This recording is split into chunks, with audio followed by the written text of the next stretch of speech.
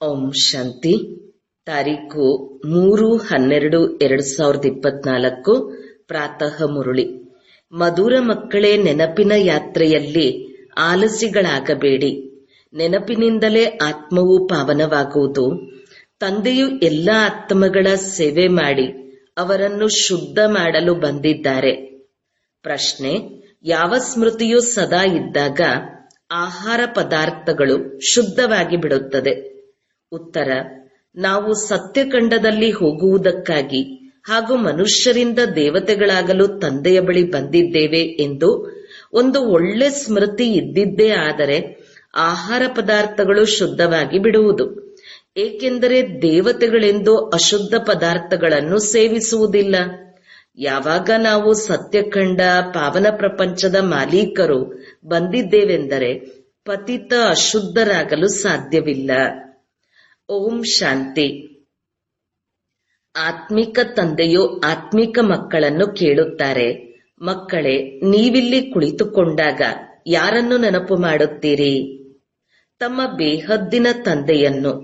ಅವರು ಎಲ್ಲಿದ್ದಾರೆ? ಹೇ ಪತೀತ ಪಾವನ ಎಂದು ಅವರನ್ನು ಕರೆಯಲಾಗುತ್ತದೆಯಲ್ಲವೇ?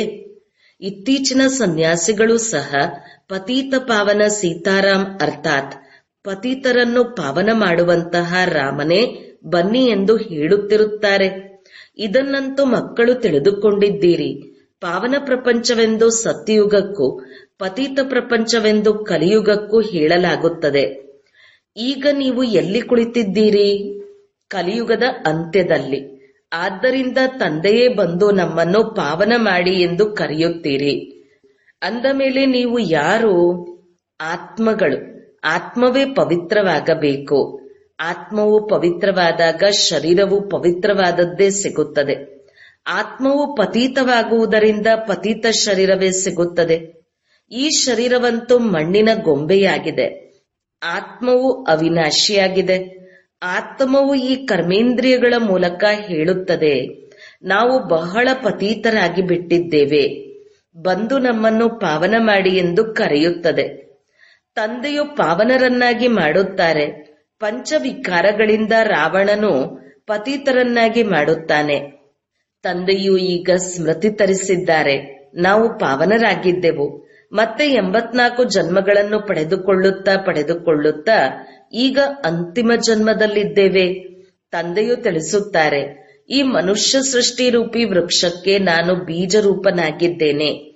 ಹೇ ಪರಮಪಿತ ಪರಮಾತ್ಮ, ಓ ಗಾಡ್ ಫಾದರ್, ನನ್ನನ್ನು ಮುಕ್ತ ಮಾಡು ಎಂದು ನನ್ನನ್ನೇ ಕರೆಯುತ್ತಾರೆ. ಪ್ರತಿಯೊಬ್ಬರೂ ನನ್ನನ್ನು ಬಿಡಿಸು ಮತ್ತು ಮಾರ್ಗದರ್ಶಕನಾಗಿ ಶಾಂತಿಧಾಮ ಮನೆಗೆ ಕರೆದುಕೊಂಡು ಹೋಗು ಎಂದು ತನಗಾಗಿ ಹೇಳುತ್ತಾರೆ. ಸನ್ಯಾಸಿಗಳು ಮೊದಲಾದವರು ಸ್ಥಿರವಾದ ಶಾಂತಿಯು ಹೇಗೆ ಸಿಗುತ್ತದೆ ಎಂದು ಕೇಳುತ್ತಾರೆ. ಶಾಂತಿಧಾಮವು ಮನೆಯಾಗಿದೆ. ಅಲ್ಲಿಂದ ಆತ್ಮಗಳು ಪಾತ್ರವನ್ನು ಅಭಿನಯಿಸಲು ಬರುತ್ತಾರೆ. ಅಲ್ಲಿ ಕೇವಲ ಆತ್ಮಗಳೇ ಇರುತ್ತಾರೆ, ಶರೀರವಿರುವುದಿಲ್ಲ. ಆತ್ಮಗಳು ಅಶರೀರಿ ಅರ್ಥಾತ್ ಶರೀರವಿಲ್ಲದೆ ಇರುತ್ತಾರೆ. ಅಶರೀರಿ ಎಂದರೆ ವಸ್ತ್ರಗಳನ್ನು ಹಾಕಿಕೊಳ್ಳದೆ ಇರುವುದು ಎಂದಲ್ಲ. ಶರೀರವಿಲ್ಲದೆ ಆತ್ಮಗಳು ಅಶರೀರಿಯಾಗಿರುತ್ತಾರೆ. ತಂದೆಯು ತಿಳಿಸುತ್ತಾರೆ, ಮಕ್ಕಳೇ, ನೀವಾತ್ಮಗಳು ಅಲ್ಲಿ ಮೂಲವತನದಲ್ಲಿ ಅಶರೀರಿಯಾಗಿರುತ್ತೀರಿ. ಅದನ್ನು ನಿರಾಕಾರಿ ಪ್ರಪಂಚವೆಂದು ಕರೆಯಲಾಗುತ್ತದೆ. ಮಕ್ಕಳಿಗೆ ಏಣಿ ಚಿತ್ರದ ಬಗ್ಗೆ ತಿಳಿಸಲಾಗಿದೆ. ಹೇಗೆ ನಾವು ಏಣಿಯನ್ನು ಕೆಳಗಿಳಿಯುತ್ತಾ ಬಂದಿದ್ದೇವೆ. ಗರಿಷ್ಠ 84 ಜನ್ಮಗಳು ಹಿಡಿಸಿದೆ ಮತ್ತು ಕೆಲವರು 1-2 ಜನ್ಮಗಳನ್ನು ಪಡೆದುಕೊಳ್ಳುತ್ತಾರೆ. ಆತ್ಮಗಳು ಮೇಲಿಂದ ಬರುತ್ತಲೇ ಇರುತ್ತಾರೆ. ನಾನು ಪಾವನರನ್ನಾಗಿ ಮಾಡಲು ಬಂದಿದ್ದೇನೆಂದು ತಂದೆಯು ತಿಳಿಸುತ್ತಾರೆ.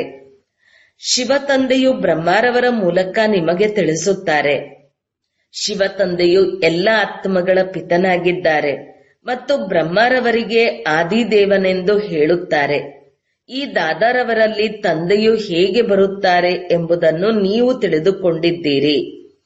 ಹೇ ಪತೀತ ಪಾವನ ಬನ್ನಿ ಎಂದು ನನ್ನನ್ನು ಕರೆಯುತ್ತೀರಿ. ಆತ್ಮಗಳು ಈ ಶರೀರದ ಮೂಲಕ ಕರೆದಿದ್ದಾರೆ. ಮುಖ್ಯವಾದದ್ದು ಆತ್ಮವಲ್ಲವೇ? ಇದಂತೂ ದುಃಖಧಾಮವಾಗಿದೆ. ಈ ಕಲಿಯುಗದಲ್ಲಿ ನೋಡಿ ಕುಳಿತಿದ್ದಂತೆಯೇ ಮೃತ್ಯುವು ಬಂದು ಬಿಡುತ್ತದೆ. ಸತ್ಯಯುಗದಲ್ಲಿ ಈ ರೀತಿ ಯಾವುದೇ ರೋಗಗಳೇ ಇರುವುದಿಲ್ಲ. ಹೆಸರೇ ಆಗಿದೆ ಸ್ವರ್ಗ. ಎಷ್ಟು ಒಳ್ಳೆಯ ಹೆಸರಾಗಿದೆ. ಹೇಳಿದ ತಕ್ಷಣವೇ ಖುಷಿಯಾಗಿ ಬಿಡುತ್ತದೆ. ಕ್ರೈಸ್ತನು ಬರುವ ಮೊದಲು 3000 ವರ್ಷಗಳ ಮೊದಲು ಸ್ವರ್ಗವಿತ್ತು ಎಂಬುದನ್ನು ಕ್ರಿಶ್ಚಿಯನ್ನರು ಹೇಳುತ್ತಾರೆ. ಇಲ್ಲಿ ಭಾರತವಾಸಿಗಳಿಗಂತೂ ಸ್ವಲ್ಪವೂ ತಿಳಿದಿಲ್ಲ. ಏಕೆಂದರೆ ಅವರು ಬಹಳ ಸುಖವನ್ನು ನೋಡಿರುವುದರಿಂದ ದುಃಖವನ್ನು ಬಹಳ ನೋಡುತ್ತಾರೆ. ತಮೋಪ್ರಧಾನರಾಗಿದ್ದಾರೆ. 84 ಜನ್ಮಗಳು ಸಹ ಭಾರತವಾಸಿಗಳದೇ ಆಗಿದೆ. ಅರ್ಧಕಲ್ಪದ ನಂತರ ಅನ್ಯ ಧರ್ಮದವರು ಬರುತ್ತಾರೆ. ಈಗ ನೀವು ತಿಳಿದುಕೊಂಡಿದ್ದೀರಿ, ಅರ್ಧಕಲ್ಪ ದೇವಿ ದೇವತೆಗಳಿದ್ದಾಗ ಮತ್ಯಾವುದೇ ಧರ್ಮವಿರಲಿಲ್ಲ. ನಂತರ ತ್ರೇತಾದಲ್ಲಿ ರಾಮನಿದ್ದಾಗಲೂ ಸಹ ಇಸ್ಲಾಮಿ ಬೌದ್ಧಿ ಇರುವುದಿಲ್ಲ. ಮನುಷ್ಯರು ಈಗ ಸಂಪೂರ್ಣ ಘೋರ ಅಂಧಕಾರದಲ್ಲಿದ್ದಾರೆ. ಪ್ರಪಂಚದ ಆಯಸ್ಸು ಲಕ್ಷಾಂತರ ವರ್ಷಗಳೆಂದು ಹೇಳುತ್ತಾರೆ. ಆದ್ದರಿಂದ ಕಲಿಯುಗ ಇನ್ನೂ ಚಿಕ್ಕ ಮಗುವಾಗಿದೆ ಎಂದು ಹೇಳಿ ಮನುಷ್ಯರು ತಬ್ಬಿಬ್ಬಾಗುತ್ತಾರೆ. ಆದರೆ ನೀವೀಗ ತಿಳಿದುಕೊಂಡಿದ್ದೀರಿ, ಕಲಿಯುಗವು ಮುಕ್ತಾಯವಾಗಿ ಈಗ ಸತ್ಯಯುಗವು ಬರುವುದು. ಆದ್ದರಿಂದ ಈಗ ನೀವು ತಂದೆಯಿಂದ ಸ್ವರ್ಗದ ಆಸ್ತಿಯನ್ನು ಪಡೆಯಲು ತಾವಿಲ್ಲಿ ಬಂದಿದ್ದೀರಿ. ನೀವೆಲ್ಲರೂ ಸ್ವರ್ಗವಾಸಿಗಳಾಗಿದ್ದೀರಿ. ತಂದೆಯು ನಿಮ್ಮನ್ನು ಸ್ವರ್ಗವಾಸಿಗಳನ್ನಾಗಿ ಮಾಡಲು ಬರುತ್ತಾರೆ. ನೀವೇ ಸ್ವರ್ಗದಲ್ಲಿ ಬರುತ್ತೀರಿ. ಉಳಿದವರೆಲ್ಲರೂ ಮನೆಯಾದ ಶಾಂತಿಧಾಮಕ್ಕೆ ಹೋಗುತ್ತಾರೆ. ಅದು ಮಧುರ ಮನೆಯಾಗಿದೆ. ಅಲ್ಲಿ ಆತ್ಮಗಳ ನಿವಾಸ ಸ್ಥಾನವಾಗಿದೆ. ಮತ್ತೆ ಇಲ್ಲಿ ಬಂದು ಪಾತ್ರಧಾರಿಗಳಾಗುತ್ತಾರೆ. ಶರೀರವಿಲ್ಲದೆ ಆತ್ಮವು ಮಾತನಾಡುವುದಕ್ಕೂ ಸಾಧ್ಯವಿಲ್ಲ. ಅಲ್ಲಿ ಶರೀರವಿಲ್ಲದ ಕಾರಣ ಆತ್ಮಗಳು ಶಾಂತಿಯಲ್ಲಿರುತ್ತಾರೆ. ನಂತರ ಅರ್ಧಕಲ್ಪ ದೇವಿ ದೇವತೆಗಳು, ಸೂರ್ಯವಂಶಿ, ಚಂದ್ರವಂಶೀಯರು ಇರುತ್ತಾರೆ. ಮತ್ತೆ ದ್ವಾಪರ ಕಲಿಯುಗದಲ್ಲಿ ಮನುಷ್ಯರಿದ್ದಾರೆ. ದೇವತೆಗಳ ರಾಜ್ಯವಿತ್ತು. ಮತ್ತೆ ಅವರೀಗ ಎಲ್ಲಿ ಹೋದರು? ಇದು ಯಾರಿಗೂ ತಿಳಿದಿಲ್ಲ. ಈ ಜ್ಞಾನವು ಈಗ ನಿಮಗೆ ತಂದೆಯಿಂದ ಸಿಗುತ್ತದೆ. ಮತ್ಯಾವ ಮನುಷ್ಯರಲ್ಲಿ ಈ ಜ್ಞಾನ ಇರುವುದಿಲ್ಲ. ತಂದೆಯೇ ಬಂದು ಮನುಷ್ಯರಿಗೆ ಈ ಜ್ಞಾನವನ್ನು ತಿಳಿಸುತ್ತಾರೆ. ಇದರಿಂದಲೇ ಮನುಷ್ಯರಿಂದ ದೇವತೆಗಳಾಗುತ್ತೀರಿ. ಮನುಷ್ಯರಿಂದ ದೇವತೆಗಳಾಗುವುದಕ್ಕಾಗಿಯೇ ನೀವಿಲ್ಲಿಗೆ ಬಂದಿದ್ದೀರಿ. ದೇವತೆಗಳ ಆಹಾರ ಪದಾರ್ಥಗಳು ಅಶುದ್ಧವಾಗಿರುವುದಿಲ್ಲ. ಅವರೆಂದು ಬೀಡಿ ಇತ್ಯಾದಿಯನ್ನು ಸೇದುವುದಿಲ್ಲ. ಇಲ್ಲಿಯ ಪತೀತ ಮನುಷ್ಯರ ಮಾತೆ ಕೇಳಬೇಡಿ. ಏನೇನನ್ನೋ ಸೇವಿಸುತ್ತಾರೆ. ಈಗ ತಂದೆಯು ತಿಳಿಸುತ್ತಾರೆ, ಈ ಭಾರತವು ಮೊದಲು ಸತ್ಯಖಂಡವಾಗಿತ್ತು. ಅವಶ್ಯವಾಗಿ ಸತ್ಯ ತಂದೆಯೇ ಸ್ಥಾಪನೆ ಮಾಡಿರಬೇಕು. ತಂದೆಗೆ ಸತ್ಯವೆಂದು ಹೇಳಲಾಗುತ್ತದೆ. ಆ ತಂದೆಯೇ ತಿಳಿಸುತ್ತಾರೆ, ಮಕ್ಕಳೇ, ಈ ಭಾರತವನ್ನು ನಾನೇ ಸತ್ಯಖಂಡವನ್ನಾಗಿ ಮಾಡುತ್ತೇನೆ. ನೀವು ಹೇಗೆ ಸತ್ಯ ದೇವತೆಗಳಾಗಬಲ್ಲಿರಿ ಎಂಬುದನ್ನು ಸಹ ನಿಮಗೆ ಕಲಿಸುತ್ತೇನೆ. ಎಷ್ಟೊಂದು ಮಂದಿ ಮಕ್ಕಳು ಇಲ್ಲಿಗೆ ಬರುತ್ತೀರಿ. ಆದ್ದರಿಂದ ಈ ಮನೆ ಇತ್ಯಾದಿಗಳನ್ನು ಕಟ್ಟಿಸಬೇಕು. ಅಂತ್ಯದವರೆಗೂ ಇವು ಆಗುತ್ತಲೇ ಇರುತ್ತದೆ. ಬಹಳಷ್ಟು ನಿರ್ಮಾಣವಾಗುತ್ತದೆ. ಮನೆಗಳನ್ನು ಖರೀದಿ ಮಾಡುತ್ತಾರೆ. ಶಿವ ತಂದೆಯು ಬ್ರಹ್ಮರವರ ಮೂಲಕ ಕಾರ್ಯ ಮಾಡುತ್ತಾರೆ. ಬ್ರಹ್ಮರವರು ಶ್ಯಾಮನಾದರು. ಏಕೆಂದರೆ ಇದು ಬಹಳ ಜನ್ಮಗಳ ಅಂತಿಮ ಜನ್ಮವಲ್ಲವೇ? ಇವರೇ ಮತ್ತೆ ಸುಂದರನಾಗುವರು. ಕೃಷ್ಣನ ಶ್ಯಾಮ ಮತ್ತು ಸುಂದರನ ಚಿತ್ರ ಇದೆಯಲ್ಲವೇ? ಮ್ಯೂಸಿಯಂನಲ್ಲಿ ದೊಡ್ಡ ದೊಡ್ಡ ಒಳ್ಳೆಯ ಚಿತ್ರಗಳಿವೆ. ಇದರ ಮೇಲೆ ನೀವು ಯಾರಿಗಾದರೂ ಬಹಳ ಚೆನ್ನಾಗಿ ತಿಳಿಸಬಹುದು. ಇಲ್ಲಿ ಮಧುಬನದಲ್ಲಿ ತಂದೆಯ ಮ್ಯೂಸಿಯಂ ಅನ್ನು ಮಾಡಿಸುವುದಿಲ್ಲ. ಏಕೆಂದರೆ ಇದಕ್ಕೆ ಶಾಂತಿಯ ಶಿಖರ ಮಧುಬನವೆಂದು ಹೇಳಲಾಗುತ್ತದೆ. ನಿಮಗೆ ತಿಳಿದಿದೆ, ನಾವು ನಮ್ಮ ಮನೆಯಾದ ಶಾಂತಿಧಾಮಕ್ಕೆ ಹೋಗುತ್ತೇವೆ. ನಾವು ಅಲ್ಲಿನ ನಿವಾಸಿಗಳಾಗುತ್ತೇವೆ. ಮತ್ತೆ ಇಲ್ಲಿ ಬಂದು ಶರೀರವನ್ನು ಪಡೆದುಕೊಂಡು ಪಾತ್ರವನ್ನು ಅಭಿನಯಿಸುತ್ತೇವೆ. ಇಲ್ಲಿ ಯಾವುದೇ ಸಾಧು ಸಂತರು ಓದಿಸುವುದಿಲ್ಲ ಎಂಬುದು ಮಕ್ಕಳಿಗೆ ಮೊಟ್ಟ ಮೊದಲಿಗೆ ನಿಶ್ಚಯವಾಗಬೇಕು. ಈ ದಾದಾರವರಂತೂ ಸಿಂಧ್ನಲ್ಲಿದ್ದರು. ಆದರೆ ಇವರಲ್ಲಿ ಯಾರು ಪ್ರವೇಶ ಮಾಡಿ ಮಾತನಾಡುವರೋ ಅವರು ಜ್ಞಾನ ಸಾಗರನಾಗಿದ್ದಾರೆ. ಅವರನ್ನು ಯಾರು ತಿಳಿದುಕೊಂಡೇ ಇಲ್ಲ. ಗಾಡ್ ಫಾದರ್ ಎಂದು ಹೇಳುತ್ತಾರೆ, ಆದರೆ ಅವರಿಗೆ ನಾಮರೂಪವೇ ಇಲ್ಲವೆಂದು ಹೇಳಿಬಿಡುತ್ತಾರೆ. ಅವರು ನಿರಾಕಾರನಾಗಿದ್ದಾರೆ. ಅವರಿಗೆ ಯಾವುದೇ ಆಕಾರವಿಲ್ಲ ಎಂದು ಹೇಳಿ ಮತ್ತೆ ಅವರು ಸರ್ವವ್ಯಾಪಿ ಎಂದು ಹೇಳಿಬಿಡುತ್ತಾರೆ. ಅರೆ, ಪರಮಾತ್ಮನು ಎಲ್ಲಿದ್ದಾರೆಂದು ಕೇಳಿದರೆ ಅವರು ಸರ್ವವ್ಯಾಪಿಯಾಗಿದ್ದಾರೆ, ಎಲ್ಲರಲ್ಲಿಯೂ ಇದ್ದಾರೆಂದು ಹೇಳುತ್ತಾರೆ. ಅರೆ, ಪ್ರತಿಯೊಬ್ಬರಲ್ಲಿಯೂ ಆತ್ಮವು ಕುಳಿತಿದೆ, ಎಲ್ಲರೂ ಸಹೋದರ ಸಹೋದರರಾಗಿದ್ದೀರಲ್ಲವೇ? ಪ್ರತಿಯೊಬ್ಬರಲ್ಲಿಯೂ ಪರಮಾತ್ಮನೆಲ್ಲಿಂದ ಬಂದರು? ಪರಮಾತ್ಮನು ಇದ್ದರೆ ಮತ್ತೆ ಆತ್ಮವೂ ಇದೆ ಎಂದು ಹೇಳುವುದಿಲ್ಲ. ಬಾಬಾ ಬಂದು ನಾವು ಪತೀತರನ್ನು ಪಾವನ ಮಾಡಿ ಎಂದು ಪರಮಾತ್ಮ ತಂದೆಯನ್ನು ಕರೆಯುತ್ತಾರೆ. ನೀವು ಈ ವ್ಯಾಪಾರ, ಈ ಸೇವೆ ಮಾಡುವುದಕ್ಕಾಗಿಯೇ ಕರೆಯುತ್ತೀರಿ.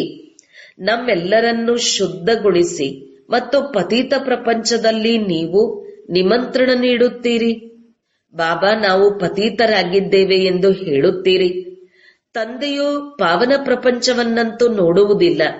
ಪತೀತ ಪ್ರಪಂಚದಲ್ಲಿ ನಿಮ್ಮ ಸೇವೆ ಮಾಡುವುದಕ್ಕಾಗಿಯೇ ಬಂದಿದ್ದಾರೆ. ಈಗ ರಾವಣ ರಾಜ್ಯವು ವಿನಾಶವಾಗಿ ಬಿಡುವುದು. ನಿಮ್ಮಲ್ಲಿ ಯಾರು ರಾಜಯೋಗವನ್ನು ಕಲಿಯುವರೋ ಅವರು ಹೋಗಿ ರಾಜಾದಿರಾಜರಾಗುತ್ತಾರೆ. ನಿಮಗೆ ಲೆಕ್ಕವಿಲ್ಲದಷ್ಟು ಭಾರಿ ಓದಿಸಿದ್ದೇನೆ, ಮತ್ತೆ 5000 ವರ್ಷಗಳ ನಂತರವೂ ನಿಮಗೆ ಓದಿಸುತ್ತೇನೆ. ಸತ್ಯಯುಗ, ತ್ರೇತಾಯುಗದ ರಾಜಧಾನಿಯು ಈಗ ಸ್ಥಾಪನೆಯಾಗುತ್ತಿದೆ. ಮೊದಲು ಬ್ರಾಹ್ಮಣ ಕುಲವಾಗಿದೆ. ಪ್ರಜಾಪಿತ ಬ್ರಹ್ಮನೆಂದು ಗಾಯನ ಇದೆಯಲ್ಲವೇ? ಇವರಿಗೆ ಆಡಮ್ ಆದಿದೇವನೆಂದು ಹೇಳುತ್ತಾರೆ. ಇದು ಯಾರಿಗೂ ತಿಳಿದಿಲ್ಲ. ಅನೇಕರು ಇಲ್ಲಿ ಬಂದು ಕೇಳಿ ಮತ್ತೆ ಮಾಯೆಗೆ ವಶರಾಗಿ ಬಿಡುತ್ತೀರಿ. ಪುಣ್ಯಾತ್ಮರಾಗುತ್ತಾ ಆಗುತ್ತಾ ಪಾಪಾತ್ಮರಾಗಿ ಬಿಡುತ್ತಾರೆ.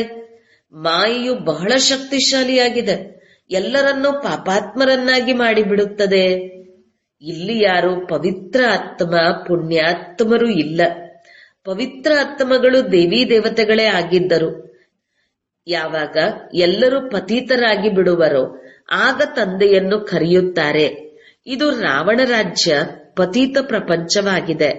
ಇದಕ್ಕೆ ಮುಳ್ಳಿನ ಕಾಡೆಂದು ಕರೆಯಲಾಗುತ್ತದೆ. ಸತ್ಯಯುಗಕ್ಕೆ ಹೂದೋಟವೆಂದು ಹೇಳಲಾಗುತ್ತದೆ. ಮೊಘಲ್ ಗಾರ್ಡನ್ ನಲ್ಲಿ ಎಷ್ಟೊಂದು ಸುಂದರ ಒಳ್ಳೊಳ್ಳೆಯ ಹೂಗಳಿರುತ್ತವೆ, ಎಕ್ಕದ ಹೂಗಳು ಸಿಗುತ್ತವೆ. ಆದರೆ ಶಿವನ ಮೇಲೆ ಎಕ್ಕದ ಹೂಗಳನ್ನು ಏಕೆ ಇಡುತ್ತಾರೆ ಎಂಬುದರ ಅರ್ಥವನ್ನು ಯಾರೂ ತಿಳಿದುಕೊಂಡಿಲ್ಲ. ಇದನ್ನು ಸಹ ತಂದೆಯೇ ತಿಳಿಸುತ್ತಾರೆ. ನಾನು ಓದಿಸುತ್ತೇನೆಂದಾಗ ಅವರಲ್ಲಿ ಕೆಲವರು ಸುಂದರ ಮುತ್ತು ರತ್ನಗಳು ಇದ್ದಾರೆ, ಇನ್ನು ಕೆಲವರು ಎಕ್ಕದ ಹೂಗಳು ಇರುತ್ತಾರೆ. ನಂಬರ್ ವಾರಂತೂ ಇದ್ದಾರಲ್ಲವೇ? ಇದಕ್ಕೆ ದುಃಖಧಾಮ, ಮೃತ್ಯುಲೋಕ ಎಂದು ಹೇಳಲಾಗುತ್ತದೆ. ಸತ್ಯಯುಗವು ಅಮರಲೋಕವಾಗಿದೆ. ಈ ಮಾತುಗಳು ಯಾವುದೇ ಶಾಸ್ತ್ರಗಳಲ್ಲಿ ಇಲ್ಲ. ಶಾಸ್ತ್ರಗಳನ್ನು ಈ ದಾದಾರವರು ಓದಿದ್ದಾರೆ.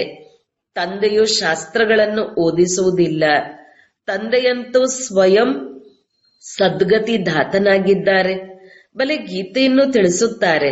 ಸರ್ವಶಾಸ್ತ್ರಮಯಿ ಶಿರೋಮಣಿ ಗೀತೆಯನ್ನು ಭಗವಂತನು ತಿಳಿಸಿದ್ದಾರೆಂದು ಗಾಯನವಿದೆ.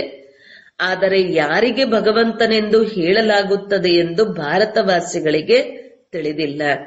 ತಂದೆಯು ತಿಳಿಸುತ್ತಾರೆ, ನಾನು ನಿಷ್ಕಾಮ ಸೇವೆ ಮಾಡುತ್ತೇನೆ, ನಿಮ್ಮನ್ನು ವಿಶ್ವದ ಮಾಲೀಕರನ್ನಾಗಿ ಮಾಡುತ್ತೇನೆ. ಆದರೆ ನಾನಾಗುವುದಿಲ್ಲ. ಸ್ವರ್ಗದಲ್ಲಿ ನೀವು ನನ್ನನ್ನು ನೆನಪು ಮಾಡುವುದಿಲ್ಲ. ದುಃಖದಲ್ಲಿ ಎಲ್ಲರೂ ಸ್ಮರಣೆ ಮಾಡುವರು, ಸುಖದಲ್ಲಿ ಯಾರೂ ಮಾಡುವುದಿಲ್ಲ. ಇದಕ್ಕೆ ದುಃಖ ಮತ್ತು ಸುಖದ ಆಟವೆಂದು ಹೇಳಲಾಗುತ್ತದೆ. ಸ್ವರ್ಗದಲ್ಲಿ ಅನ್ಯ ಮತ್ಯಾವುದೇ ಧರ್ಮವಿರುವುದೇ ಇಲ್ಲ. ಇವರೆಲ್ಲರೂ ನಂತರದಲ್ಲಿ ಬರುತ್ತಾರೆ. ನಿಮಗೆ ತಿಳಿದಿದೆ, ಈಗ ಈ ಹಳೆಯ ಪ್ರಪಂಚದ ವಿನಾಶವಾಗುವುದು. ಪ್ರಾಕೃತಿಕ ವಿಕೋಪಗಳು, ಬಿರುಗಾಳಿಗಳು ಬಹಳ ತೀವ್ರವಾಗಿ ಬರುತ್ತದೆ. ಎಲ್ಲವೂ ಸಮಾಪ್ತಿಯಾಗಿ ಬಿಡುತ್ತದೆ.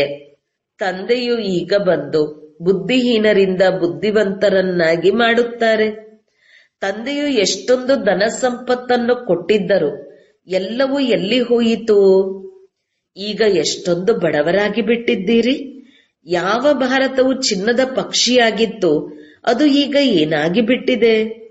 ಈಗ ಮತ್ತೆ ಪತೀತ ಪಾವನ ತಂದೆಯು ಬಂದಿದ್ದಾರೆ. ರಾಜಯೋಗವನ್ನು ಕಲಿಸುತ್ತಿದ್ದಾರೆ. ಇದು ರಾಜಯೋಗ, ಅದು ಹಠಯೋಗವಾಗಿದೆ. ಈ ರಾಜಯೋಗವು ಇಬ್ಬರಿಗಾಗಿಯೂ ಇದೆ. ಈ ಹಠಯೋಗವು ಕೇವಲ ಪುರುಷರಷ್ಟೇ ಕಲಿಯುತ್ತಾರೆ.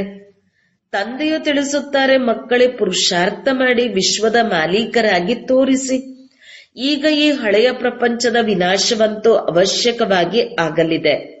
ಇನ್ನು ಸ್ವಲ್ಪವೇ ಸಮಯವಿದೆ. ಈ ಯುದ್ಧವು ಅಂತಿಮ ಯುದ್ಧವಾಗಿದೆ.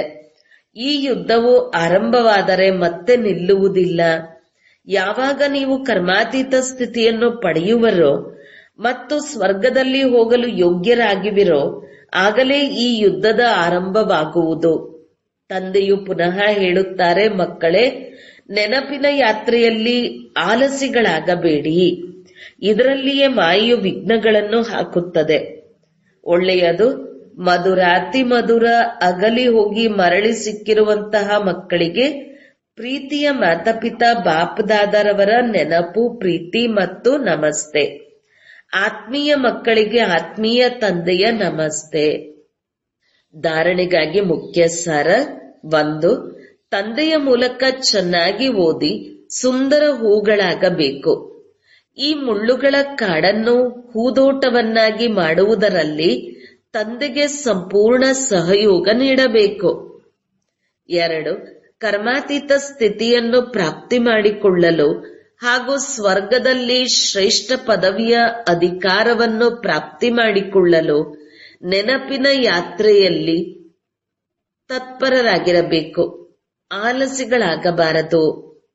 ವರದಾನ: ತಮ್ಮ ಮಸ್ತಕದ ಮೇಲೆ ಸದಾ ತಂದೆಯ ಆಶೀರ್ವಾದದ ಹಸ್ತ ಅನುಭವ ಮಾಡುವಂತಹ ಮಾಸ್ಟರ್ ವಿಘ್ನ ವಿನಾಶಕ ಭವ. ಗಣೇಶನಿಗೆ ವಿಘ್ನ ವಿನಾಶಕ ಎಂದು ಕರೆಯುತ್ತಾರೆ. ವಿಘ್ನ ವಿನಾಶಕರು ಅವರೇ ಆಗುತ್ತಾರೆ ಯಾರಲ್ಲಿ ಸರ್ವಶಕ್ತಿಗಳಿವೆ. ಸರ್ವಶಕ್ತಿಗಳನ್ನು ಸಮಯಕ್ಕನುಸಾರ ಕಾರ್ಯದಲ್ಲಿ ಉಪಯೋಗಿಸಿದಾಗ ವಿಘ್ನವು ಉಳಿಯಲು ಸಾಧ್ಯವಿಲ್ಲ. ಮಾಯೆ ಎಷ್ಟೇ ರೂಪದಲ್ಲಿ ಬರಲಿ, ಆದರೆ ನೀವು ಜ್ಞಾನಪೂರ್ಣರಾಗಿ. ಜ್ಞಾನಪೂರ್ಣ ಆತ್ಮ ಎಂದೂ ಮಾಯೆಯಿಂದ ಸೋಲನ್ನು ಅನುಭವಿಸುವುದಿಲ್ಲ. ಯಾವಾಗ ಮಸ್ತಕದ ಮೇಲೆ ಬಾಬ್ದಾದರವರ ಆಶೀರ್ವಾದದ ಹಸ್ತವಿದ್ದು ವಿಜಯದ ತಿಲಕ ಧರಿಸಿದಾಗ ಪರಮಾತ್ಮನ ಹಸ್ತ ಮತ್ತು ಜೊತೆ ವಿಘ್ನ ವಿನಾಶಕರನ್ನಾಗಿ ಮಾಡಿಬಿಡುವುದು. ಸ್ಲೋಗನ್: ಸ್ವಯಂನಲ್ಲಿ ಗುಣಗಳನ್ನು ಧಾರಣೆ ಮಾಡಿ ಅನ್ಯರಿಗೆ ಗುಣದಾನ ಮಾಡುವಂತಹವರೇ ಗುಣಮೂರ್ತಿಯಾಗಿದ್ದಾರೆ. ಓಂ ಶಾಂತಿ.